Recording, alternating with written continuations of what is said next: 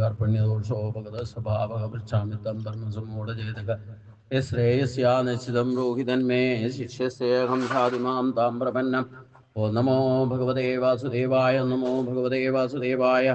ഓം ശ്രീകൃഷ്ണായ പരബ്രഹ്മണേ നമഃ. എല്ലാ സജ്ജനങ്ങൾക്കും ഗുരുവായൂരപ്പൻ്റെ നാമത്തിൽ സാഷ്ടാംഗ പ്രണാമം. ഗീതയില് 14-ാം അധ്യായം ഗുണത്രയ വിഭാഗയോഗം 15 ശ്ലോകം വരെയാണ് കഴിഞ്ഞ ദിവസം നമ്മൾ ചിന്തിച്ചത്. ഇന്ന് 16 തൊട്ട് ആണ് ചിന്തിക്കേണ്ടത്. കർമ്മണ സുഹൃതസ്യാകും സാത്വികം നിർമ്മലം ഫലം രജസസ്തു ഫലം ദുഃഖം അജ്ഞാനം തമസാ ഫലം. സത്കൃതസ്യ കർമ്മണ ഫലം, സൽക്കർമ്മങ്ങളുടെ ഫലം സാത്വികം നിർമ്മലം, സാത്വികവും നിർമ്മലവുമായിരിക്കും. രജസ തു ഫലം ദുഃഖം, രാജസകർമ്മത്തിന്റെ ഫലം ദുഃഖവും. തമസ ഫലം അജ്ഞാനം ആഹു, താമസ കർമ്മത്തിന്റെ ഫലം അജ്ഞാനവും എന്ന് പറയുന്നു. സത്കർമ്മങ്ങളുടെ ഫലം സാത്വികവും നിർമ്മലവും, രാജസകർമ്മത്തിന്റെ ഫലം ദുഃഖവും, താമസകർമ്മത്തിന്റെ ഫലം അജ്ഞാനവും. തമസ് ശിഷ്ടന്മാർ അഥവാ തത്വദർശികൾ പറയുന്നു. സാത്വിക കർമ്മത്തിന്റെ, നിങ്ങൾ ശുഭകാര്യങ്ങൾ ഈശ്വരകാര്യങ്ങൾ എന്ത് ചെയ്താലും ചിന്ത വാക്ക് പ്രവൃത്തികളൊക്കെ അത് നിർമ്മലവും നിങ്ങൾക്ക് ശാശ്വതമായ സുഖത്തെ നൽകുന്നതാണ്. എന്നാൽ സാത്വിക കർമ്മങ്ങൾക്ക് ഇടയ്ക്ക് എങ്ങാനും രാജസും തമസും ചേർന്നിട്ട് എന്തെങ്കിലും ചെയ്താൽ അത് തിക്തമായ ഫലം നൽകും. കലിയുഗമായതുകൊണ്ട് അങ്ങനെ എന്തെങ്കിലും ചെയ്താൽ പെട്ടെന്ന് തന്നെ അതിന്റെ ഫലം നമുക്ക് പ്രത്യക്ഷത്തിൽ ചിലപ്പം വന്നു എന്നിരിക്കും. ഇപ്പം ഒരു ഉദാഹരണം പറഞ്ഞാല്, ഇപ്പം നമ്മുടെ കുടുംബക്ഷേത്രത്തിൽ നിന്ന്, അതായത് ഞാൻ 8 വർഷം മെനക്കെട്ടിട്ട് മാറ്റിയ ക്ഷേത്രത്തിൽ നിന്ന് ഇന്നലെ ഒരു വിളി വന്നു. അവിടെ ഒരുപാട് സാത്വിക കർമ്മങ്ങൾ ചെയ്ത് ഒരുപാട് ക്ലേശങ്ങൾ സഹിച്ചിട്ട് അവിടെ ക്ഷേത്രത്തിന്റെ പുനരുദ്ധാരണം നടന്ന് കൊടിമര പ്രതിഷ്ഠ വരെ കഴിഞ്ഞതാ. ഇന്നലെ വിളി വന്ന എന്തിനാന്ന് ചോദിച്ചു കഴിഞ്ഞാൽ, ഇപ്പൊ ഈ മീനമാസത്തിലെ ഉത്സവത്തിന് കമ്മിറ്റി മാറി, പഴയ കമ്മിറ്റിയെ മാറ്റിയിട്ട് കുറെ കേമന്മാര് വന്നു. അപ്പൊ കുറച്ച് പൈസ ഉള്ളവരൊക്കെ ആണെന്ന് തോന്നുന്നു. എന്തൊക്കെയോ ഇതിനു മുമ്പ് നടത്തിയവരുടെ ക്ലേശം കൊണ്ട് കുറച്ച് സാമ്പത്തിക ബാധ്യത ഉണ്ടായിരുന്നു. അവര് ദുബൈയിലൊക്കെ ജോലിയുള്ള ആളാണ് പ്രസിഡന്റ്. അപ്പൊ ആ പൈസ മുഴുവൻ അദ്ദേഹം ചെലവാക്കി എന്നെ വിളിച്ച് പറയുകയൊക്കെ ചെയ്ത 1 ലക്ഷം രൂപയോളം ബാധ്യത ഉണ്ടായിരുന്നു. അത് മുഴുവൻ ഏറ്റെടുത്തുകൊണ്ട് പുതിയ കമ്മിറ്റി ഏറ്റെടുത്തു. എന്നിട്ട് മീനമാസത്തിലെ ഉത്സവം നടത്തി. അപ്പൊ നാളെ ഇവിടെ അഷ്ടമംഗല പ്രശ്നമാണ്. ഞാനത് പറയാൻ കാരണം എന്താ, സാത്വിക കർമ്മത്തിന്റെ ഫലം സാത്വികമായിരിക്കും. രാജസവും താമസവും ചേർന്നോ അവിടെ ദുരിതം ഓൺ ദി സ്പോട്ടിൽ വരും. അങ്ങനെ ഒരു സംഭവം അവിടെ നടന്നു ഈ ഉത്സവത്തോടനുബന്ധിച്ച്. എന്നിട്ട് എന്താ ചെയ്തെന്ന് വെച്ച് കഴിഞ്ഞാൽ, ആ ക്ഷേത്രത്തിന്റെ പരിസരത്ത് ഞാൻ പോയി അവിടെ താമസിച്ച്, അവിടെ ഒരു താമസിക്കാൻ സൗകര്യമൊക്കെ ഉണ്ട്. അവിടെ താമസിച്ചുകൊണ്ട് ഒരു സപ്താഹമൊക്കെ നടത്തിയതാ കഴിഞ്ഞ ഓഗസ്റ്റില്. ഇപ്പൊ പുതിയ കമ്മിറ്റി വന്നപ്പോ കുറച്ച് പൈസയുടെ നകളിപ്പാണ്. അവര് ഈ ഉത്സവത്തിന്റെ കിട്ടിയ ഫണ്ടിൽ നിന്ന് അവിടെ വെച്ചിട്ട് ആ അമ്പലത്തിന്റെ പരിസരത്ത് കള്ളൂടി എന്തൊക്കെയോ പരിപാടി നടന്നു. അതിപ്പോ എന്നെ വിളിച്ചു പറഞ്ഞപ്പോഴാണ് ഞാൻ അറിഞ്ഞ. എന്നിട്ട് എന്ത് ചെയ്തു എന്ന് ചോദിച്ചു കഴിഞ്ഞാൽ, ഈ ഉത്സവം കഴിഞ്ഞപ്പം അവിടുത്തെ തന്ത്രിയെ മേശാന്തി അവർ പുറത്താക്കി. അത് കാരണം എന്താന്ന് ചോദിച്ചു കഴിഞ്ഞാൽ, മേശാന്തി പറഞ്ഞു ഇതൊന്നും ഇവിടെ വെച്ചിട്ട് പറ്റില്ല എന്ന് പറഞ്ഞു. അദ്ദേഹം അവിടെ താമസിച്ചിരുന്നത്. എന്നിട്ട് ഇതിവിടെ ഇവിടെ പറ്റില്ല എന്ന് പറഞ്ഞപ്പം ആ തന്ത്രിയെ മേശാന്തി നിഷ്കരണം, ദക്ഷിണ പോലും കൊടുക്കാതെ അതുവരെ ചെയ്ത കർമ്മത്തിന്റെ ആ മാസത്തെ ശമ്പളവും കൊടുക്കാതെ അവരെ പുറത്താക്കി. എന്നെ വിളിച്ചപ്പോ തന്നെ ഞാൻ പറഞ്ഞു, ഞാനിവിടെ ഒരു ഭജനത്തില, എനിക്ക് അവിടെ അറ്റൻഡ് ചെയ്യാൻ പറ്റില്ല. അപ്പൊ ഇതിനു മുമ്പും ഞാൻ വളരെ ഡെഡിക്കേറ്റഡ് ആയിട്ട് എന്ത് ത്യാഗവും സഹിച്ചിട്ടാണ് അമ്പലം അത്ര നേരാക്കിയ ഒരു നാട്ടുകാരുണ്ടായിരുന്നു. എന്നിട്ട് ഈ സാമ്പത്തികമായിട്ടെന്റെ നെകളിപ്പുള്ള കുറച്ചു പേര് ഭരണമേറ്റതിന്റെ പരിണത ഫലമാണ് ഇപ്പൊ അത്. നാളെ ഇപ്പം നാട്ടുകാരെല്ലാം കൂടെ അവിടെ പ്രശ്നമാക്കി, പലർക്കും ദുരിതങ്ങൾ വരാൻ തുടങ്ങി. നാട്ടുകാരവിടെ പ്രശ്നമുണ്ടാക്കി. നാളെ ഇവിടെ അഷ്ടമംഗല പ്രശ്ന. ഇന്ന് രാവിലെ നിലവിലുണ്ടായിരുന്ന പുറത്താക്കപ്പെട്ട തന്ത്രി ഞാൻ വിളിച്ചു. അപ്പൊ അദ്ദേഹം പറഞ്ഞു, അവിടെ ആത്മീയമായിട്ടല്ല പ്രശ്നം, അവിടെയുള്ള ദേവിയുടെ ചൈതന്യത്തിനോ അതിനൊന്നും കുഴപ്പമില്ല. പക്ഷെ ഈ ഭൗതികമായിട്ട് ഈ പുതിയ ഭരണസമിതി വന്നിട്ട് തോന്നിവാസം കാണിച്ചതിന്റെ പരിണാമമാണ് അവിടെ പ്രശ്നമായത്. നാട്ടുകാർ വെറുതെ വിടില്ല. ഇപ്പം എല്ലാരും കൂടെ കൂടിയിരിക്കുക. അപ്പോ നാളെ ഇവിടെ പ്രശ്നം വയ്ക്കാം. പ്രശ്നം വച്ചിരിക്കുന്ന സമയം തന്നെ കർത്തവാവിന്റെ തലേ ദിവസം കറുത്ത പക്ഷത്തിലാണ്. അപ്പൊ എന്താ ഫലം എന്താ? അപ്പൊ എന്തായാലും ഒരു ദൈവാധീനം ചെയ്തു. പഴയ ആൾക്കാര്, ഈ തന്ത്രി ജ്യോത്സ്യനുമാണ്, ഇദ്ദേഹം അവിടുത്തെ തന്ത്രിയാണ്. നിലവിലെ തന്ത്രിയാണ്. അപ്പൊ ഇദ്ദേഹത്തെ പ്രസിഡന്റിനെ കൊണ്ട് വിളിപ്പിച്ചിട്ടുണ്ട്. അതുകൊണ്ട് നാളെ അദ്ദേഹം അവിടെ അറ്റൻഡ് ചെയ്യുന്നുണ്ട് പറഞ്ഞു. അതൊരു പോസിറ്റീവായിട്ട് എനിക്ക് കാണുന്നു. എന്തായാലും ഞാൻ പറഞ്ഞ എന്താ, സാത്വിക കർമ്മത്തിന്റെ ഫലം സാത്വികമായിരിക്കും. രാജസ കർമ്മത്തിന്റെ ഫലം താമസകർമ്മവും, രജസ്സും താമസവും കൂടെ ചേർന്നിട്ടുള്ളവർ ക്ഷേത്രം പരിപാലനത്തിൽ ഏർപ്പെട്ടാൽ അവിടെ ദുരിതം ഉണ്ടാകും. അവിടെ അവലക്ഷണങ്ങൾ കാണിക്കും. ഓൺ ദി സ്പോട്ടിൽ നന്നായിട്ട് സാത്വിക കർമ്മങ്ങൾ നടന്ന് നിർമ്മലമാക്കി അത് ഉയർത്തിക്കൊണ്ടുവന്ന അവസ്ഥയിൽ അവിടെ സാത്വിക ഭാവത്തിൽ ചെയ്യേണ്ടതൊക്കെ ചെയ്ത് നന്നായിട്ടിരിക്കുന്ന സമയത്ത് ഈ തമോ ഗുണക്കാരും രജോ ഗുണക്കാരും ഭരണം നടത്തിയിട്ട് അവരുടെ നെകളിപ്പ് കൊണ്ട് പണത്തിന്റെ ഉങ്കാണ് കാണിച്ചത്. നമുക്ക് നാട്ടുകാരെ ആരെ അപേക്ഷിച്ചില്ലെങ്കിൽ ആരെ ആശ്രയിച്ചില്ലെങ്കിലും ഞങ്ങൾക്ക് നടത്താനുള്ള സാമ്പത്തിക സ്ഥിതി അത് പ്രസിഡന്റ് സെക്രട്ടറിയൊക്കെ അങ്ങനെയുള്ളവരെ ഏറ്റെടുത്തിട്ടാണ് പ്രശ്നം ഉണ്ടായത്. അപ്പോൾ അവിടെ ഈ കമ്മിറ്റിക്കാർ തമ്മിൽ തർക്കം ഉണ്ടായാൽ എന്താ കുഴപ്പമെന്ന് ചോദിച്ചു കഴിഞ്ഞാൽ, പോലീസ് കേസോ കോടതി കേസോ ആയിട്ടുണ്ടെങ്കിൽ അത് ദേവസ്വം ബോർഡ് ഏറ്റെടുക്കാൻ സാധ്യതയില്ല. കോടതി അതാ പറയാ, സർക്കാരിനോട് ഏറ്റെടുക്കാൻ പറയും പ്രശ്നം ഉണ്ടായിക്കഴിഞ്ഞാൽ. ഈ കൂടുതൽ നന്നായിട്ട് ശ്രേയസിലേക്ക് വരുന്നിടത്തൊക്കെ പ്രശ്നം ഇതാ. അപ്പൊ ഞാൻ പറഞ്ഞു, ഒരു കാരണവശാലും പഴയ കമ്മിറ്റിയോടും തന്ത്രിയോടും പറഞ്ഞു, നിങ്ങൾ അവിടെ ചെല്ലുന്നുണ്ട്, അതുകൊണ്ട് ഒരു കാരണവശാലും ഇവർ തമ്മിൽ തർക്കം ഉണ്ടായാൽ ഞാൻ ഏറ്റെടുക്കുമെന്ന് പറഞ്ഞു. അല്ലെങ്കിൽ തർക്കത്തിൽ നിങ്ങൾ കേസിന് പോയാൽ, ഈ നാട്ടുകാർ തമ്മിൽ കേസിന് പോയിട്ടുണ്ടെങ്കിൽ ഉറപ്പാണ് ദേവസ്വം ബോർഡ് ഇടപെടും. കാരണം സർക്കാരിന്റെ നിയമം, കോടതിയിൽ കേസ് എത്തിയാൽ കോടതിക്ക് പിന്നെ ആൾട്ടർനേറ്റീവ് ഒന്നുമില്ല, സർക്കാരിനോട് ഏറ്റെടുക്കാൻ പറഞ്ഞു. ഒരു പൊതു സ്ഥാപനത്തിൽ തർക്കം ഉണ്ടായാൽ താൽക്കാലികമായിട്ടെങ്കിലും സർക്കാർ ഏറ്റെടുക്കാൻ പറയും. അങ്ങനെ ദേവസ്വം ബോർഡിലേക്ക് പല ക്ഷേത്രങ്ങളും പോകുന്നതിൻ്റെ കാരണം. അപ്പം അതിന് തടയിടാന്നുള്ള ഉദ്ദേശത്തിൽ ഞാൻ പറഞ്ഞിട്ടുണ്ട്. അങ്ങനെ എന്തെങ്കിലും പ്രശ്നം വന്നാൽ, ഈ വർഷം എനിക്ക് വരാൻ പറ്റില്ല, അടുത്ത വർഷത്തേക്ക് ഞങ്ങളുടെ കൂരാഴ്മയിലുള്ള അമ്പലമാണ്, അതങ്ങനെ തോന്നിവാസം ഇതൊക്കെ ആരൊക്കെ ദേവസ്വം ബോർഡിന്റെ അമ്പലത്തിൽ പോയിട്ടുണ്ടോ അതൊക്കെ നശിപ്പിച്ചിട്ടുണ്ട്. അപ്പം സാത്വിക കർമ്മത്തിന്റെ ഫലം, സാത്വിക കർമ്മം ശുഭകരമായിരിക്കും, യാതൊരു സംശയവുമില്ല. അപ്പൊ അതുകൊണ്ട് നമ്മുടെ ചുമതലയിൽ മാനേജിംഗ് ട്രസ്റ്റി ആയിട്ട് ഇരുന്നു കൊണ്ട് അവിടെ നന്നാക്കാനുള്ള ഒരു ശ്രമം നമുക്ക് നടത്താം. പക്ഷെ ദേവസ്വം ബോർഡിൽ പോയാൽ പിന്നെ നമുക്കൊന്നും ചെയ്യാൻ പറ്റില്ല. അപ്പൊ ഞാൻ അവിടെ തന്നെ ഒരു ക്ഷേത്രത്തിന്റെ വിഗ്രഹമൊക്കെ വാർത്ത കെട്ടിച്ച് കൊടുത്തതാ. അവരോട് അന്നേ ഞാൻ പറഞ്ഞു, ദേവസ്വം ബോർഡിൽ കൊണ്ട് കൊടുത്തേക്കരുത്, കൊടുത്താൽ പിന്നെ ഞാൻ ഇടപെടില്ല എന്ന് പറഞ്ഞു. ഇപ്പൊ അവർ കൊണ്ടുപോയി ദേവസ്വം ബോർഡിൽ കൊണ്ടുപോയി ഇടപെടുത്തി, ആകെ പ്രശ്നമായി.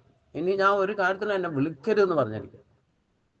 ഞാൻ ചെയ്യാനുള്ള ചെയ്തു. പിന്നെ എന്നിട്ട് അവരോട് പറഞ്ഞിട്ടും ചില കാര്യങ്ങൾ അങ്ങനെ പറഞ്ഞു കൊടുത്താലും യഥാർത്ഥ ഭക്തി ഇല്ലാത്തവരൊക്കെ തോന്നിയാസം എന്തെങ്കിലും ചെയ്യും. 10 പേരെ കൂട്ടിയിട്ട് ഒരു കാര്യം ചെയ്യിപ്പിക്കാൻ വലിയ പാടാ, ചെയ്യാൻ എളുപ്പ. അതുകൊണ്ടാണ് ഞാൻ പറഞ്ഞത്, ഒരു കാരണവശാലും മറ്റൊരാളെ ഇടപെടുത്തരുത്. അങ്ങനെ എന്തെങ്കിലും പ്രശ്നം വന്നാൽ താൽക്കാലികമായിട്ടാണെങ്കിൽ ഞാൻ ഏറ്റെടുക്കും എന്ന് പറഞ്ഞു വെച്ചിട്ടുണ്ടതാണ്. അപ്പം ഇല്ലെങ്കിൽ എന്താ കുഴപ്പം? ഒരു അയ്യപ്പൻ്റെ ക്ഷേത്രത്തിന്റെ അതിന്റെ സർക്കാർ ഇവര് കേസ് പറഞ്ഞിട്ടാണ് വനംവകുപ്പിൽ നിന്ന് പോലും 1.5 ഏക്കർ സ്ഥലം കിട്ടിയത്. എന്നിട്ട് നശിപ്പിച്ച് ദേവസ്വം ബോർഡിന് കൊടുത്താൽ. അപ്പൊ സാത്വിക കർമ്മം എന്ത് ചെയ്താലും അതിന്റെ ഫലം ശുഭകരമായിരിക്കും. പക്ഷെ രജോ ഗുണവും തമോ ഗുണവും ആശ്രയിച്ചുകൊണ്ട് എന്തെങ്കിലും ചെയ്താലോ, അത് ക്ഷേത്രത്തിലൊക്കെ എങ്ങനെ സംഭവിച്ചാൽ അത് ക്ഷേത്രേശന്മാർക്ക് മാത്രമല്ല നാട്ടുകാർക്കും കൂടെ ക്ഷതം ഉണ്ടാക്കും. അതാണ് ഇനി പറയുന്നത്. സത്വാ സംജായതേ ജ്ഞാനം. അത് നമ്മൾ 16-ാമത്തെ ശ്ലോകത്തിൽ കണ്ടത് എന്താ? കർമ്മണ സുഹൃത സാധു സാത്വിക നിർമ്മല ഫലം. ശുഭകരമായിട്ട് എന്ത് ചെയ്താലും സാത്വികമായ കർമ്മം ആ ചെയ്യുന്ന ആൾ ഒരിക്കലും നശിക്കില്ല. ആ സാത്വിക കർമ്മത്തിന്റെ ഫലം അത് നിർമ്മലമായിരിക്കും. അത് തനിക്ക് മാത്രമല്ല, അതുകൊണ്ട് സുഖം ബാക്കിയുള്ളവർക്കെല്ലാം ലഭിക്കും. ആ വ്യക്തിയുമായിട്ട് സാത്വിക കർമ്മം ചെയ്യുന്നവരുമായിട്ട് ബന്ധപ്പെടുന്നവർക്കൊക്കെ മനസ്സിന് ശാന്തിയും സമാധാനം. അതാണ് ക്ഷേത്രത്തിന്റെ ക്ഷതം ത്രായതി ഇതി ക്ഷേത്രക. അപ്പൊ നമ്മൾ വ്യക്തിപരമായിട്ട് ഈ സാത്വിക കർമ്മങ്ങൾ ചെയ്യും, സാത്വിക ആഹാരം കഴിക്കുകയും സാത്വിക സ്വഭാവം വരുത്തിയാൽ, അങ്ങനെ ഒരാൾ കുടുംബത്തിനുണ്ടായാൽ ആ കുടുംബത്തിന്റെ നടത്തിപ്പ് വളരെ നിർമ്മലമായിട്ട് മാറും, ഈസി ആയിട്ട് നടക്കുന്നർത്ഥം. അവിടെ എല്ലാവർക്കും ബന്ധപ്പെടുന്നവർക്കൊക്കെ ഇനി അവർ യഥാർത്ഥ ഭക്തരല്ലെങ്കിൽ പോലും ആ വെളിച്ചത്തിന്റെ കീഴിൽ വരുന്നവർക്കൊക്കെ ശാന്തിയും സമാധാനം ഉണ്ടാകുന്ന അർത്ഥം.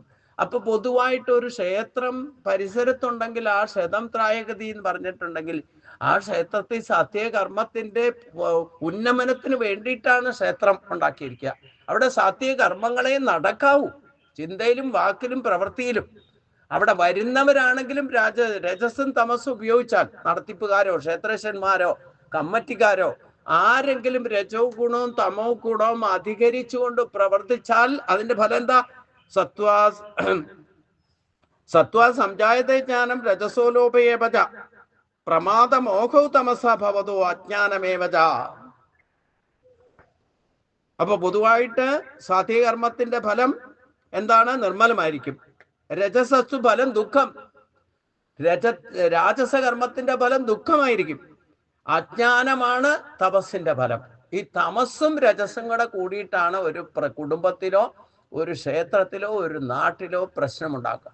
ആസുരി സമ്പത്തിന്റെ അധികരം ഉണ്ടാകുന്നതും ഇത് രണ്ടും അജ്ഞാനം കൊണ്ട്, അവിദ്യാദി ദോഷങ്ങളെ കൊണ്ട് രജോ ഗുണത്തിൽ പ്രവർത്തിച്ചാൽ അതിന്റെ ഫലം ദുഃഖകരമായിരിക്കും. അത് ഒരു വ്യക്തി ചെയ്താലും വേണ്ടില്ല, ഒരു കുടുംബത്തിൽ സംഭവിച്ചാലും വേണ്ടില്ല, ഒരു ക്ഷേത്രത്തിൽ സംഭവിച്ചാലും വേണ്ടില്ല, ഒരു നാട്ടിൽ സംഭവിച്ചാലും.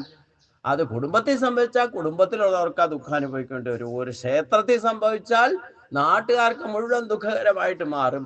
ഒരു നാടിനെ സംഭവിച്ചാലോ, ഒരു രാഷ്ട്രത്തിന് സംഭവിച്ചാൽ രാഷ്ട്രത്തിലുള്ളവർ മുഴുവൻ ദുഃഖിക്കേണ്ടി വരും. അതാണ് ഡിസ്റ്റർബ് ആൻഡ് ഡിസ്ട്രോയ് എന്ന് പറയുന്നത്. അപ്പൊ ആ ഒരു അവസ്ഥയിലേക്ക് പോകാതിരിക്കാൻ നമ്മൾ സാത്വികരായിട്ടുള്ളവരാണ്. സജ്ജനങ്ങളെ കൊണ്ടാണ് ഈ കുറച്ച് ക്ഷതം വരാതെ ശാന്തിയും സമാധാനവും ഒക്കെ നിലനിർത്താനുള്ള ഒരു പ്രൊവിഷൻ ഭഗവാൻ കണ്ടെത്തിയിരിക്കുന്നതും സജ്ജനങ്ങളിലൂടെയാണ്. അവരൊക്കെ സാത്വിക കർമ്മങ്ങളിലൂടെ ആയിരിക്കും അതൊക്കെ നിലനിർത്തുക. അവരുടെ സ്വഭാവത്തിലും അവരുടെ കർമ്മത്തിലും ഒക്കെ നിർമ്മലത്വവും സുഖവും അവർ ചെയ്യുന്നതിന്റെ ഫലം ബാക്കിയുള്ളവർക്കും കൂടെ ഓട്ടോമാറ്റിക്കായിട്ട് കിട്ടും. അതുകൊണ്ട് കർമ്മണ സുഹൃത സാഖു സാത്വിക നിർമ്മലം ഫലം രജസസ്തു ഫലം ദുഃഖം അജ്ഞാന തമസാ ഫലം എന്ന് പറഞ്ഞു.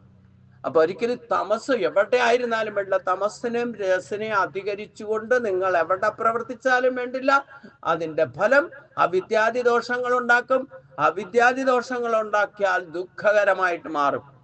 ഞാൻ പറഞ്ഞല്ലോ, ഒരു വ്യക്തി ചെയ്താൽ വ്യക്തിക്ക് ദുഃഖകരമാകും, ഒരു കുടുംബത്തിൽ സംഭവിച്ചാൽ കുടുംബത്തിന് ദുഃഖകരമാകും, അതൊരു ക്ഷേത്രത്തിൽ സംഭവിച്ചാൽ ക്ഷേത്രത്തിന് ദുഃഖകരമാകും, ഒരു രാഷ്ട്രത്തിൽ സംഭവിച്ചാൽ രാഷ്ട്രത്തെ വാസികൾക്ക് മുഴുവൻ ദുഃഖകരമായിട്ട് മാറും. അപ്പൊ സാത്വിക കർമ്മത്തിലേക്ക് അടിസ്ഥാനപരമായിട്ട് സാത്വിക കർമ്മത്തിൽ ഒതുങ്ങി നിൽക്കാൻ ശ്രമിക്കണം. അതാണ് മനുഷ്യന്റെ ധർമ്മത്തിൽപ്പെടുന്ന ഏറ്റവും വലുത്. ഭക്തിയോഗത്തിൽ ഭഗവാൻ പറഞ്ഞു, ഏത് ധർമ്മ്യാമൃതം വിധം യഥോക്തം പരിഭാസത്തെ ശ്രദ്ധദാനാമത്പരമ ഭക്താസ്യം അതീവമേ പ്രിയ.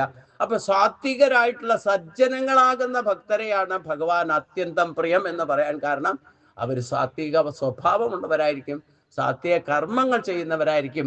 അവർക്ക് സാത്വികമായിരിക്കുന്ന നിർമ്മലമായ ഫലത്തെ ഭഗവാൻ കൊടുക്കുകയും ചെയ്യും.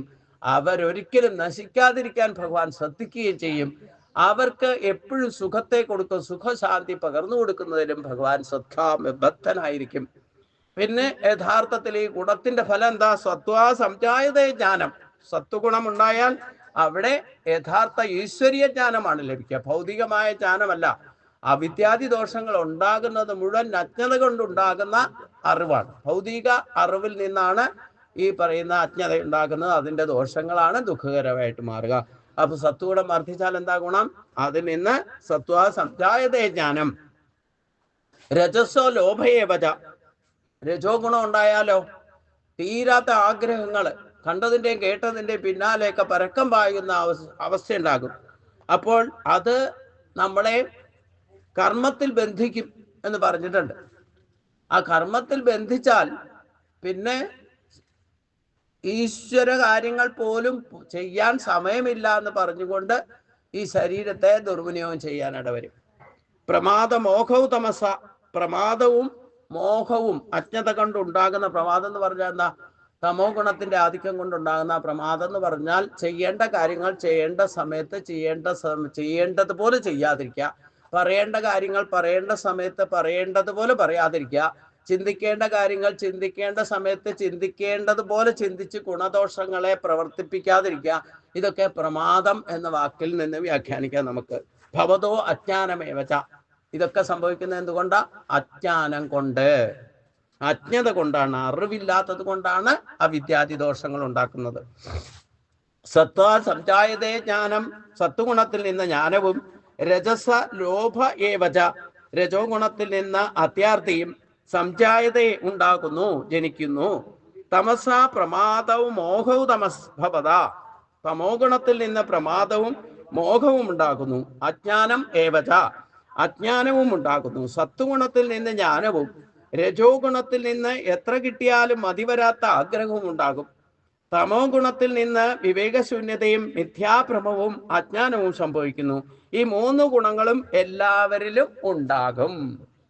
അപ്പൊ ഒരു വ്യക്തിയിൽ തന്നെ ബ്രാഹ്മണത്വമുണ്ട്, ക്ഷത്രിയത്വമുണ്ട്, വൈശ്യത്വമുണ്ട്, ശൂദ്രത്വമുണ്ടെന്ന് പറയാൻ കാരണം ഈ സത്ത് രജ ഗുണോ തമോ ഗുണങ്ങളുടെ കലർപ്പില്ലാത്ത ഒരു സൃഷ്ടിയും ഈ പ്രപഞ്ചത്തിലില്ല. അത് സൂര്യചന്ദ്രാദി നക്ഷത്രഗോളങ്ങളായിക്കോട്ടെ, പക്ഷിമൃഗാദികളായിക്കോട്ടെ, സസ്യലതാദികളായിക്കോട്ടെ, വിശേഷ ബുദ്ധിയുള്ള മനുഷ്യരായിക്കോട്ടെ, ഈ 3 ഗുണത്തിന്റെ കലർപ്പാണ് നമ്മുടെ സ്വഭാവമായിട്ട് വരും. അതാണ് ഭഗത സ്വഭാവ എന്ന് ഭഗവാൻ പറഞ്ഞിരിക്കുന്നത്. അപ്പൊ അതുകൊണ്ട് ആ 3 ഗുണങ്ങളും എല്ലാവരിലും ഉണ്ടെന്നറിയുക. നേരത്തെ പറഞ്ഞിട്ടുണ്ടത് അതിൽ ഓരോ ഗുണവും പ്രാബല്യം നേടുമ്പോഴൊക്കെ ഉണ്ടാകുന്ന ഫലമാണ് ഇവിടെ വന്നത്. അപ്പൊ സായിയായിട്ട് നമ്മൾ ഭക്തിയിലേക്ക് വന്നു കഴിഞ്ഞാൽ നമ്മൾ തമസിനും രജസിനും അടിമയാകി പോകരുത്, സത്വഗുണത്തിൽ നിൽക്കണം. അത് നമ്മുടെ ജീവിതത്തിൽ നല്ല അനന്തരഗതി പോലും ഉയർച്ചയിലേക്ക് കൊണ്ടുവരും. അതാണ് ഇനി പറയുന്നത്. ഊർധ്വം ഗച്ഛന്തി സത്വസ മധ്യേ തിഷ്ഠന്തി രജസ ജഗന്യ ഗുണവർത്തിത്വ അധോ ഗച്ഛന്തി താമസ. സത്വസ ഊർധ്വം ഗച്ഛന്തി, സത്വഗുണത്തിൽ സ്ഥിതി ചെയ്യുന്നവർ മേൽപോട്ട് പോകുന്നു. രജസ മധ്യേ തിഷ്ഠന്തി, രജോ ഗുണ പ്രധാനന്മാർ ഇടയ്ക്ക് സ്ഥിതി ചെയ്യുന്നു, മധ്യത്തിലാകും. അതായത് ജഗന്യ ഗുണവർത്തിത്വം അതോ ഗച്ഛന്തി താമസ, നീചവൃത്തികളിൽ സ്ഥിതി ചെയ്യുന്ന തമോ ഗുണപ്രധാനന്മാർ താഴോട്ട് പതിക്കും. അപ്പൊ സത്വഗുണത്തിൽ നിന്നാൽ അത് നിർമ്മലവും സുഖകരവും ശാന്തിയും സമാധാനവും നൽകുന്ന ആദ്യം തന്നെ പറഞ്ഞു. അതുകൊണ്ട് സത്വഗുണത്തിൽ നിൽക്കുന്നവർക്ക് എപ്പോഴും ജീവിതത്തിൽ ഉയർച്ചയുണ്ടാകും. ഒരിക്കലും അവർ അതപ്പതിപ്പിക്കില്ല. ഇതാണ് ശുഭകാര്യം ചെയ്യുന്നവർ ഒരിക്കലും നശിക്കില്ല എന്ന് ഭഗവാൻ പറഞ്ഞു. അല്പമാത്രം സ്വല്പ അഭ്യസ്യ ധർമ്മസ്യ ത്രായതോ മഹതോ ഭയാൻ എന്ന് ഭഗവാൻ 2-ാം അധ്യായത്തിൽ പറഞ്ഞിട്ടുണ്ട്. അപ്പൊ അതുകൊണ്ട് രജോ ഗുണം തമോ ഗുണം ഇല്ലാതെ ജീവിക്കാൻ പറ്റും. നമുക്ക് സാധ്യമായ കർമ്മങ്ങൾ ചെയ്യണമെങ്കിലും ഇപ്പൊ ഞാനിപ്പോ പ്രഭാഷണം നടത്തുന്നുണ്ടെങ്കിൽ ഈ ശരീരം കൊണ്ട് ആ വാഗ്ധോരണി എൻ്റെ ഉള്ളിൽ നിന്ന് വരുന്നുണ്ടെങ്കിൽ അത് രജോ ഗുണത്തിന്റെ പ്രഭാവമാണ്. അപ്പൊ രജോ ഗുണം സത്വഗുണത്തിലേക്ക് എത്തിക്കുക. യഥാർത്ഥ ജ്ഞാനം പ്രകാശിക്കുമ്പം ഇതുപോലുള്ള വാക്കുകളെ വരൂ. അപ്പം ആ സജ്ജനങ്ങളെയാണ് രജോ ഗുണത്തെയും തമോ ഗുണത്തെയും, നമുക്ക് ഇതൊക്കെ ചെയ്ത് മടുത്ത് കഴിയുമ്പോൾ കുറച്ചു നേരം ഇല്ലെങ്കിൽ കുറച്ചു നേരം ശരീരത്തിന് വിശ്രമം കൊടുക്കണം. അത് തമോ ഗുണത്തിൽ ഡിപ്പെൻഡാണ്. അപ്പം 3 ഗുണങ്ങളും നമുക്ക് ഉപയോഗിക്കാനും പറ്റില്ല. വേണ്ടത് വേണ്ട സമയത്ത് ഉപയോഗിച്ച് പഠിക്കണം എന്നർത്ഥം.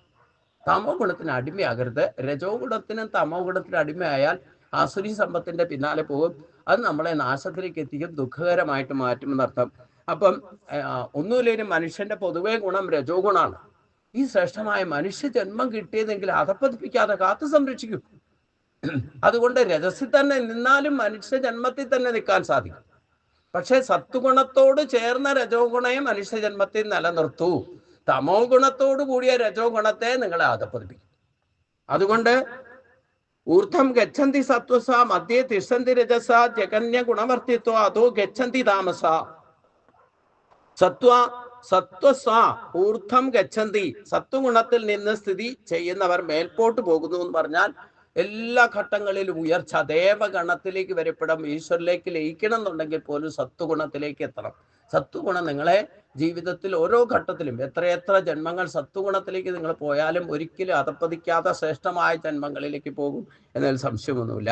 മധ്യേ തിഷ്ഠന്തി രജസ, മധ്യേ തിഷ്ഠന്തി എന്ന് പറഞ്ഞാൽ തൽസ്ഥിതി. നമ്മളൊക്കെ മനുഷ്യനായിട്ട് ജനിച്ചത് തന്നെ 84 ലക്ഷം തരം ജീവജാലങ്ങളായിട്ട് ജനിച്ച് ഈ സത്വഗുണം രജോ ഗുണത്തിൽ അധിഷ്ഠിതമായിരിക്കുന്ന അവസ്ഥയിൽ ദൈവിക സമ്പത്തും ആസുരീ സമ്പത്തും തുലനാവസ്ഥയിൽ നിൽക്കുമ്പോഴാണ് മനുഷ്യജന്മം കിട്ടുക.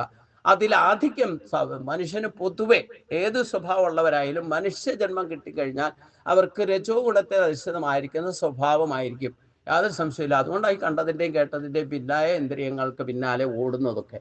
എന്നാലും കുഴപ്പമില്ല എന്ന് ഞാൻ പറയും. കാരണം മനുഷ്യജന്മം കിട്ടിയത് തന്നെ 84 ലക്ഷം ജന്മങ്ങൾക്ക് ശേഷം. അതുകൊണ്ട് അത് അതപ്പതിപ്പിക്കാതെ സൂക്ഷിക്കുക. ആദ്യം ചെയ്യേണ്ടത് എന്താ? തൽസ്ഥിതി നിലനിർത്താൻ നോക്കുക.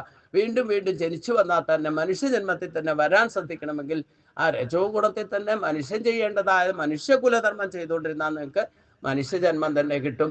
ഒരു ശ്ലോകമെങ്കിലും ദിവസവും ഗീതാശാസ്ത്രം ചൊല്ലിയ അവന് മനുഷ്യജന്മം, ഒരു മന്വന്തരം മുഴുവൻ മനുഷ്യജന്മം കിട്ടുന്ന ഗീത മഹാത്മ്യത്തിൽ ഭഗവാൻ പറയുന്നുണ്ട്. അപ്പൊ ഇതൊക്കെ ശ്രദ്ധിച്ചാൽ നമുക്ക് മനുഷ്യജന്മത്തിൽ തന്നെ നിൽക്കാൻ സാധിക്കും.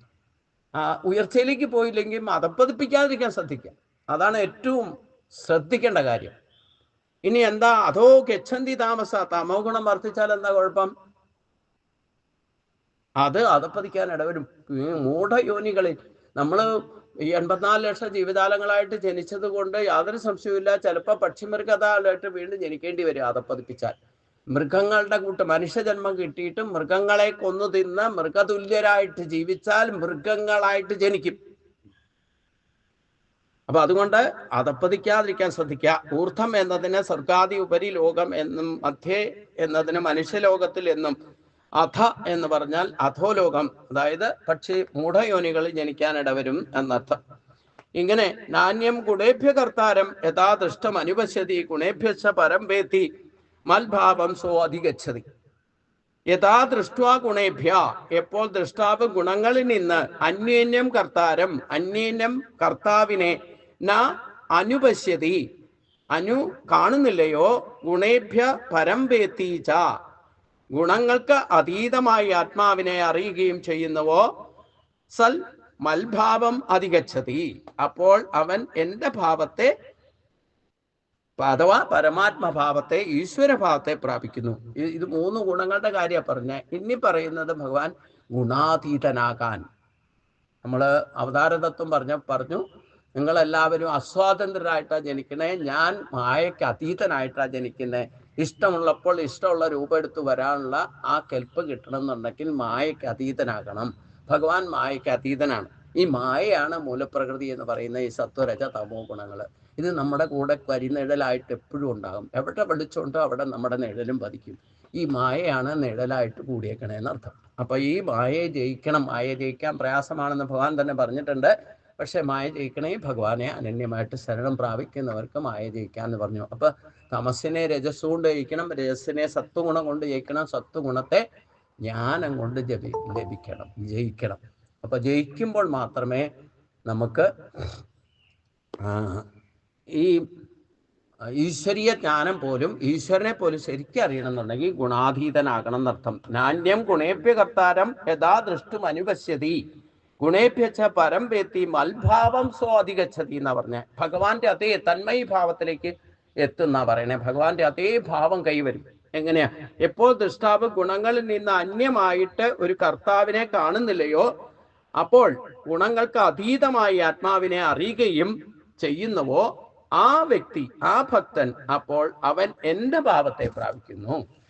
അതാണ് ഈ ദേവന്മാരിൽ പോലും സത്വഗുണമുള്ളവരുണ്ട്, രജോ ഗുണമുള്ളവരുണ്ട്, തമോ ഗുണമുള്ളവരുണ്ട്.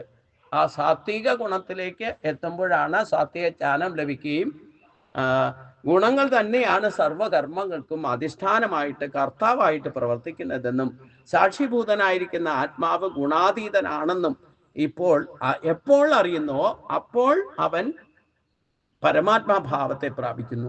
ഇതേ സങ്കല്പത്തിലാണ് ഒരു ക്ഷേത്രം ഉണ്ടാക്കുന്നത്. മതിൽക്ക് പുറത്ത് തമസ്, മതിൽ ഭേദിച്ച് നിങ്ങൾ അകത്തി എന്നാൽ രജോ ഗുണമാണ് നാലമ്പലം. നാലമ്പലത്തിന്റെ നിർമ്മിതി എന്ന് പറയുന്നത് രജോ ഗുണാത്മകമാണ്. അതും ക്രോസ് ചെയ്ത് അകത്ത് ചെന്നാൽ ശ്രീകോവില് സത്വഗുണാത്മകമാണ്. ഇതിനെയൊക്കെ അതീതമായിട്ട് അകത്തിരിക്കുന്ന ചൈതന്യം അഥവാ ഈശ്വരൻ ഏത് പ്രതിഷ്ഠയായാലും അവിടെ വർത്തിക്കുന്ന പരമാത്മ സ്വരൂപത്തിൽ ഗുണാതീത ഭാവത്തിലാണ്. അപ്പോൾ ആ ആദ്യ ഈ ഗുണങ്ങളെ പറ്റി നമ്മുടെ സ്വഭാവത്തിൽ എപ്പോഴൊക്കെ ഏതൊക്കെ ഗുണം പ്രവർത്തിക്കുന്നു, നമ്മളെ യൂട്ടിലൈസേഷൻ എപ്പോഴായി എങ്ങനെയാന്നുള്ളത് കണ്ടുപിടിക്കണം. അത് സ്വയം അനലൈസ് ചെയ്ത് കണ്ടുപിടിക്കുക. എന്നിട്ട് തമസിനെ രജസ് കൊണ്ട് ജയിക്കണം, രജസിനെ സത്വം കൊണ്ട് ജയിക്കണം, സത്വഗുണത്തെ ജ്ഞാനം കൊണ്ട് ജയിക്കണം. അതിന് ഈ ഒരു അധ്യായം പാഠമാക്കിയാൽ മതി, നമുക്ക് ശരിക്കും ഗുണാതീതനാകാൻ പറ്റും. ഇനി അർജുൻ ചോദിക്കുന്നുണ്ട് ഈ ഗുണത്തെ എങ്ങനെ ജയിക്കാൻ സാധിക്കുന്നൊക്കെ ചോദിക്കുന്നുണ്ട്. അതിൻ്റെ ഉത്തരം ഭഗവാൻ പറയുന്നുണ്ട്. അത് അവരവർക്ക് ബോധ്യം വരണം, മറ്റൊരാൾക്ക് കണ്ടാൽ മനസ്സിലാവില്ല. ലക്ഷണഫലമൊക്കെ ചോദിക്കുന്നുണ്ടെങ്കിലും അത് അവരവർക്ക് ബോധ്യം. ഞാൻ ഗുണാതീതനാണോ ഇല്ലയോ എന്നുള്ളത് എൻ്റെ സ്വഭാവത്തിൽ നിന്ന് ഞാൻ തന്നെ മനസ്സിലാക്കാനേ പറ്റൂ. മറ്റൊരാൾക്ക് മനസ്സിലാക്കി കൊടുക്കാനോ ഇല്ലേ കാണിച്ചു കൊടുക്കാനോ സാധ്യമല്ല. ഈശ്വരൻ അങ്ങനെയാണല്ലോ. ഈശ്വരന്റെ ഭാവം, ഈശ്വരനായിട്ട് നിങ്ങൾക്ക് ഈശ്വരനെ കാണണമെങ്കിൽ, ഈശ്വരനെ അറിയണമെങ്കിൽ നിങ്ങൾ ഈശ്വരനായിട്ട് മാറണം. അല്ലാതെ ഒരിക്കലും ഈശ്വരന് ഒരു കൃത്യമായ രൂപമില്ല. എങ്ങനെ കാണിച്ചു തരാൻ പറ്റും? അതാ ഞാൻ പറഞ്ഞത്, ഒരു അന്ധവിശ്വാസിയായിരിക്കുന്ന ഒരാൾക്കും വിശ്വാസിയായിരിക്കുന്ന ഒരാൾക്കും ഈശ്വരൻ എവിടെയെന്ന് കാണിച്ചു കൊടുക്കാൻ ആർക്കും സാധ്യമല്ല. അന്ധവിശ്വാസിക്കും ഈശ്വരൻ ഇല്ല എന്ന് പ്രമാണം കൊടുക്കാൻ സാധ്യമല്ല. ഇന്ന് വരെ സാധിച്ചിട്ടില്ല. ഒരു യുക്തിവാദിക്കും ഒരു നിരീശ്വരവാദിക്കും ഈശ്വരൻ ഇല്ല എന്ന് തെളിയിക്കാൻ സാധിച്ചിട്ടില്ല. എന്നാൽ ഈശ്വരൻ ഉണ്ടെന്ന് പറയുന്ന എന്നെ പോലെയുള്ളവർക്കും ഈശ്വരൻ ഉണ്ടെന്ന് തെളിയിച്ചു കൊടുക്കാൻ സാധ്യമല്ല. അതിന് പ്രമാണമാണ് എല്ലാവരും അന്വേഷിക്കുന്നത്. പ്രമാണം ഒരിക്കലും കിട്ടില്ല. ഈശ്വരൻ അങ്ങനെയാ. ഈശ്വരനെ വിശ്വസിക്കാനുള്ളതല്ല, അനുഭവിച്ചറിയാനുള്ളതാണ്. ആ അനുഭവിച്ചറിയുമ്പോഴാണ് ഈശ്വരൻ ഉള്ളത്. ഞാൻ ആരെയും വിശ്വസിപ്പിക്കാൻ ശ്രമിക്കാറില്ല. പക്ഷെ എന്നിലൂടെ വരുന്ന വാക്കുകൾ, എൻ്റെ ചിന്ത, വാക്ക്, പ്രവൃത്തി എല്ലാം ഈശ്വരനിൽ അധിഷ്ഠിതമാണെന്ന് എനിക്ക് ബോധ്യം വന്നിട്ടുണ്ട്. അതുകൊണ്ട് അവിടെയൊക്കെ സമീപിക്കുന്നവർക്ക് ശാന്തിയും സമാധാനവും പകർന്നു കൊടുക്കാൻ എനിക്ക് സാധിക്കുന്നതും ആ ഈശ്വര ഭാവത്തിലേക്ക് എത്തിക്കൊണ്ടിരിക്കുന്നത് കൊണ്ടാണ്. അപ്പം ഈശ്വരൻ ആരാന്ന് ചോദിച്ചു കഴിഞ്ഞാൽ, ഈ ശരീരത്ത് ജീവനായിട്ട് വസിക്കുന്നതാണ് എൻ്റെ ഈശ്വരൻ എന്ന് ബോധ്യം വരണം. അതിനെയാണ് ഉയർത്തിക്കൊണ്ടുവരുന്നത്. ഉദ്ധരേത് ആത്മനാത്മാനം ആത്മാനവസാദേ എന്നല്ലേ ഭഗവാൻ പറഞ്ഞേക്കണേ. ആത്മാവിനെ ആത്മാവിനാൽ തന്നെ ഉയർത്തിക്കൊണ്ടുവരണം. ഉയർത്തിക്കൊണ്ടു വന്നാൽ ഊർധം ഗച്ഛന്തി സത്വസ. പിന്നെ നമ്മുടെ സ്വഭാവമല്ല പ്രവർത്തിക്കുക അവിടെ, ഈശ്വരന്റെ സ്വഭാവമാണ് പ്രവർത്തിക്കുക. ഈശ്വരന്റെ ഭാവമാണ്. അതിന് ഗുണാതീതനാകണം. അതാണ് പറയുന്നത്. ഗുണാതീതാൻ അതീത്യ സ്ത്രീൻ ദേഹി സമുദ്ഭവാൻ ജന്മ മൃത്യു ജരാ ദുഃഖ വിമുക്തോ അമൃതശ്നുതേ. ദേഹ സമുദ്ഭവാൻ ഏതാൻ, ജീവാത്മാവ് ദേഹത്തിന്റെ ഉത്ഭവ കാരണമായിട്ട് ത്രീൻ ഗുണാൻ, ഈ ത്രിഗുണങ്ങളായിരിക്കുന്ന 3 ഗുണങ്ങളെ അതീത്യ അതിക്രമിച്ചിട്ട് ജന്മമൃത്യു ജരാ ദുഃഖൈ, ജനനമരണ വാർദ്ധക്യ ദുഃഖങ്ങളിൽ നിന്നും വിമുക്തനായിട്ട് അമൃതം അവനശ്നുതേ, അമൃതത്തെ അനുഭവിപ്പിക്കുന്നു. ജീവാത്മാവ് ദേഹത്തിന്റെ ഉത്ഭവ കാരണമായിരിക്കുന്ന ഈ 3 ഗുണങ്ങളെ, സത്വരജ തമോ ഗുണങ്ങളെ അതിക്രമിച്ചിട്ട് ജനന മരണ വാർദ്ധക്യാദി ദുഃഖങ്ങളിൽ നിന്നും വിമുക്തനാക്കി അമൃതത്വത്തെ പ്രാപിക്കുന്നു. അതാണ് ബ്രഹ്മാനത്തെ അനുഭവിക്കുന്നത്. നമ്മൾ ജനിക്കുന്നത് സത്വഗുണം കൊണ്ട്, വളർന്ന് വലുതാക്കുന്നത് രജോ ഗുണം കൊണ്ട്, നമ്മൾ മരിക്കുന്നത് തമോ ഗുണം കൊണ്ട്, നമ്മൾ രാവിലെ എഴുന്നേൽക്കുന്ന സത്വഗുണ പ്രഭാവത്താൽ, എഴുന്നേറ്റ് പ്രവർത്തിക്കുന്ന രജോ ഗുണം കൊണ്ട്, നമ്മൾ വിശ്രമിക്കുന്ന തമോ ഗുണം കൊണ്ട്. അപ്പം ഒരു സൂര്യൻ ഉദിക്കുന്ന സത്വഗുണത്താൽ, ഉദിച്ചുയരുന്ന രജോ ഗുണത്താൽ, അത് അസ്തമിക്കുന്ന തമോ ഗുണത്താൽ, ഒരു പൂ വിടരുന്ന സത്വഗുണത്താൽ, വിടർന്ന് വികസിക്കുന്ന രജോ ഗുണത്താൽ, അത് വാടി തളരുന്ന തമോ ഗുണത്താൽ. ഈ പ്രപഞ്ചത്തിന് എല്ലാ അവസ്ഥാത്രയങ്ങളും നടക്കുന്നത് സത്വരജ തമോ ഗുണങ്ങളുടെ പ്രഭാവം കൊണ്ടാണ്. അതുകൊണ്ട് ഈ 3 ഗുണങ്ങളെയും ജയിക്കൂ എന്നാണ് ഭഗവാൻ പറയുന്നത്.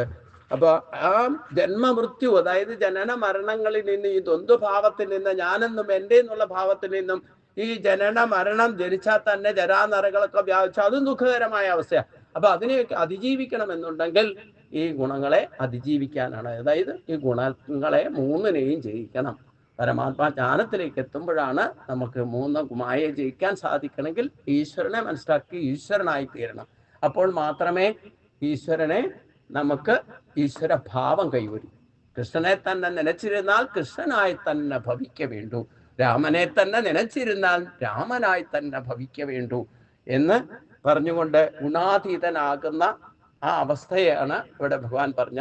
ഇതാണ് യഥാർത്ഥത്തിൽ ജീവൻ മുക്തി എന്ന അവസ്ഥ. ഗുണാതീതനായിക്കൊണ്ട് നിങ്ങൾ ശരീരത്തോടു കൂടി ജീവിച്ചിരിക്കുന്ന അവസ്ഥയാണ് ജീവൻ മുക്തഭാവം എന്ന് പറയുന്നത്. അല്ലാതെ മരിച്ചിട്ട് കിട്ടേണ്ട ഒരു സ്ഥാനമല്ല ജീവൻ മുക്തി.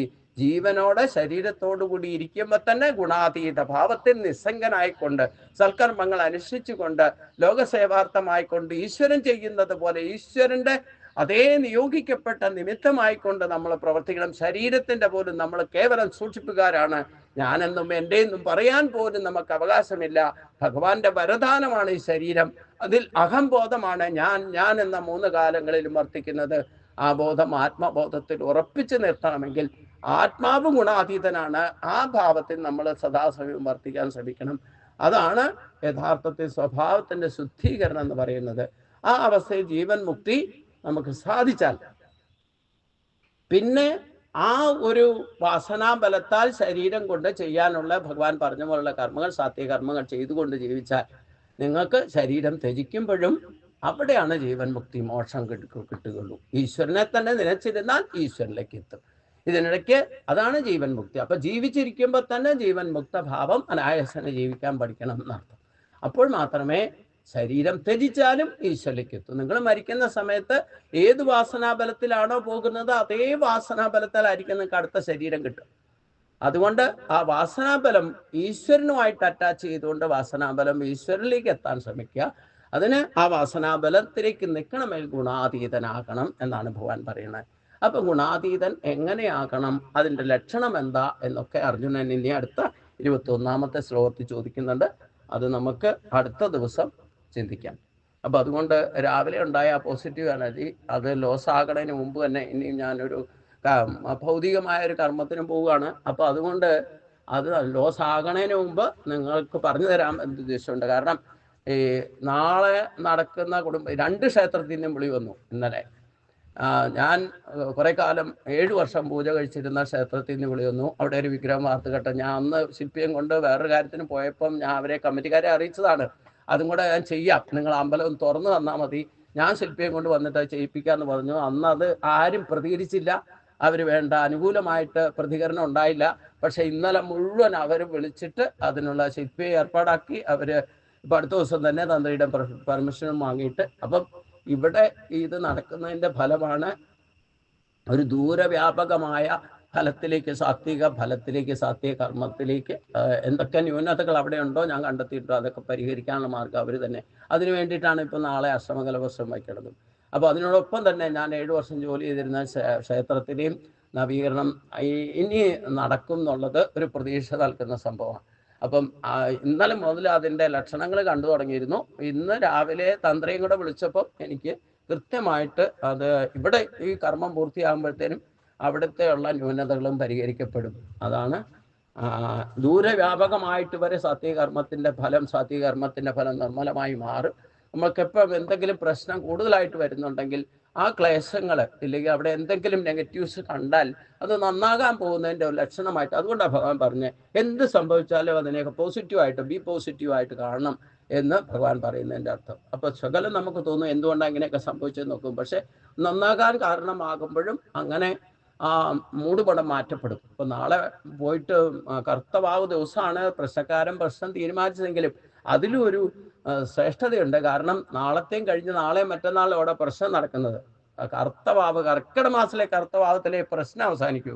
അത് കഴിഞ്ഞാൽ പിന്നെന്താ പറഞ്ഞേ, വെളുത്ത പക്ഷം വരിക, കുറേശ്ശെ പ്രകാശം ജലിക്കാൻ തുടങ്ങും അല്ലേ. പൂർണ്ണതയിലേക്ക് എത്തുന്നതിൻ്റെ ലക്ഷണമായിട്ടും ഇതിനെ നമുക്ക് എടുക്കാൻ സാധിക്കും. എന്തിനേയും നമുക്ക് പോസിറ്റീവായിട്ട് ചിന്തിക്കാൻ സാധിക്കണം. ഇപ്പം രാവിലെ വിളിച്ചപ്പോൾ തന്ത്രി എന്നോട് പറഞ്ഞത് ഈ ജ്യോത്സ്യൻ അത്ര പെർഫെക്റ്റ് ആയിട്ട് മുഹൂർത്തം തീരുമാനിച്ചിട്ടില്ല. കാരണം ഈ കർത്തവാവിൻ്റെ തലേദിവസം എന്തുകൊണ്ടാണ് അഷ്ടമംഗലം വെക്കാൻ തീരുമാനിച്ചത് എന്ന് എനിക്കറിയുന്നില്ല എന്ന് അദ്ദേഹം പറഞ്ഞു. അപ്പം ഞാനൊന്നും അന്നേരം പറഞ്ഞില്ല. കറുത്തപക്ഷമാണ്, അതിൻ്റെ ഫലവും കറുത്തതായിരിക്കും. പക്ഷേ അത് കഴിഞ്ഞാൽ പിന്നെ വെളുത്ത പക്ഷത്തിലേക്കല്ലേ കിടക്കുക. നാളെയും മറ്റന്നാളും കഴിഞ്ഞാൽ പിന്നെ വെളുത്ത പക്ഷത്തിലേക്ക് പൂർണ്ണചന്ദ്രനിലേക്ക് എത്തുക. അപ്പൊ നമുക്ക് അങ്ങനെയും കാണാമല്ലോ. കറുപ്പിൽ നിന്ന് പ്രകാശത്തിൽ, ഇരുട്ടിൽ നിന്ന് വെളിച്ചത്തിലേക്ക് ഒരു കവാടമാണ് നാളെ മറ്റന്നാൾ നടക്കാൻ പോകുന്നത് വേണം ചിന്തിക്കാൻ. എല്ലാത്തിനും പോസിറ്റീവ്, എന്ത് സംഭവിച്ചാലും അതിനൊക്കെ പോസിറ്റീവായിട്ട് കാണണം എന്നും ഗീത പഠിപ്പിക്കുന്നുണ്ട്, ഭഗവാൻ തന്നെ പഠിപ്പിക്കുന്നുണ്ട്. അങ്ങനെ വേണം നമുക്ക് ചിന്തിക്കാൻ. അപ്പോൾ അതുകൊണ്ട് ആ പോസിറ്റീവ് എനർജി കിട്ടിയത് നഷ്ടപ്പെടാതെ ഇപ്പം തന്നെ പറയും. കാരണം വേറെ അടുത്ത് പോയാൽ പല ആൾക്കാരുമായിട്ട് മിങ്കിളാകുമ്പോൾ അതിൽ നിന്ന് ആ നെഗറ്റീവൊക്കെ ചിലപ്പോൾ വ്യാപിക്കും. അതുകൊണ്ട് അത് നഷ്ടപ്പെടാതിരിക്കാൻ. അപ്പോൾ ഇന്ന് ആരെങ്കിലും വിളിച്ചാൽ 10 മണിക്കുള്ള പ്രഭാഷണം ഇപ്പോൾ നേരത്തെ കഴിഞ്ഞു. രാവിലെ ഞാൻ ഇത് പോസ്റ്റ് ചെയ്യുമ്പോഴൊന്നും ആ സമയക്രമമൊക്കെ പറയാതെ ഇരുന്നിട്ടുണ്ട്. ഇത് അവിചാരിതമായിട്ട് ഇന്ന് പൂജ ഇവിടുത്തെ ജപം കഴിഞ്ഞപ്പോൾ കിട്ടിയ ഇൻട്യൂഷൻ കൊണ്ടാണ് നിങ്ങളാരും പോകരുത് എന്ന് പറഞ്ഞത്. അപ്പോൾ ഏതായാലും ഓൺലൈനാണ്, നിങ്ങൾക്ക് തന്നെയാണ് വരുന്നത്. എന്തായാലും ഇങ്ങനെ ഒരു കാര്യം പോസിറ്റീവായിട്ട് ദൂരവ്യാപകമായിട്ട് വരെ ഇതിൻ്റെ എഫക്റ്റ് കിട്ടാൻ തുടങ്ങിയിട്ടുണ്ട് എന്നതിൽ യാതൊരു സംശയമില്ല. അത് കേരളത്തിലേക്ക് മുഴുവൻ എല്ലാ ജില്ലയിൽ നിന്നും ഇവിടെ വന്നിട്ടുണ്ട്. അത് കേരളം മുഴുവൻ യജ്ഞമൂർത്തിയുടെ ഈ ഭൂമിയുടെ രക്ഷ എത്തും എന്നതിൽ യാതൊരു സംശയമില്ല. ദേവഭൂമിയായിട്ട് തന്നെ സംരക്ഷിക്കപ്പെടണം, അതാണ് എൻ്റെ ലക്ഷ്യവും. സാധിക്കട്ടെ എന്ന് പ്രാർത്ഥിച്ചുകൊണ്ട് ഇന്നത്തെ ഭാഗം നമുക്ക് ഇവിടെ 20 ശ്ലോകങ്ങൾ അടുത്ത പാരായണം ചെയ്തുകൊണ്ട് നമുക്ക് സമർപ്പിക്കാം. കർമ്മണ സുഹൃതസ്യാഹു സാത്വികം നിർമ്മലം ഫലം രജസസ്തു ഫലം ദുഃഖം അജ്ഞാനം തമസാ ഫലം സത്വാ സംജായതേ ജ്ഞാനം രജസോ ലോപേവച പ്രമാദം ഓഘൗ തമസോ ഭവതു അജ്ഞാനമേവച ഊർധ്വം ഗച്ഛന്തി സത്വസ മധ്യേ തിഷ്ഠന്തി രജസ ജഗന്യ ഗുണവർത്തിത്വ അതോ ഗച്ഛന്തി താമസ നാന്യം ഗുണേഭ്യ കർത്താരം യഥാ തൃഷ്ണമനുപശ്യതി ഗുണേഭ്യച്ച പരം വേത്തി മൽഭാവം സോ അധിഗച്ഛതി ഗുണാനേതാൻ അതീത്യ ത്രീൻ ദേഹി ദേഹി സമുദ്ഭവാൻ ജന്മമൃത്യു ജരാ ദുഃഖൈ വിമുക്തോ അമൃതസ്നുതേ സർവത്ര ഗോവിന്ദനാമ സങ്കീർത്തനം ഗോവിന്ദ ഹരി ഗോവിന്ദ. ഓം കായേന വാചാ മനസേന്ദ്രിയർവാ ബുദ്ധ്യാത്മനാ വാ പ്രകൃതേ സ്വഭാവാ കരോമി യദ്ദഃ സകലം പരസ്മൈ നാരായണായേതി സമർപ്പയാമി നാരായണായേതി സമർപ്പയാമി. ഓം പീതാംബരം കരവിരാശംഖചക്രം കമോദകീം സരസിജങ്കരണാസമുദ്രം രാധാസഹായമതിസുന്ദരമന്ദഹാസം പാതാലേ സമനിശം മൃതി ഭാവയാമി. നാരായണ നാരായണ നാരായണ നാരായണ നാരായണ നാരായണ നാരായണ നാരായണ നാരായണ നാരായണ. ഗുരുവായൂരപ്പാ ശരണം, ശ്രീ ഗുരുവായൂരപ്പാ ശരണം, ശ്രീ ഗുരുവായൂരപ്പാ ശരണം.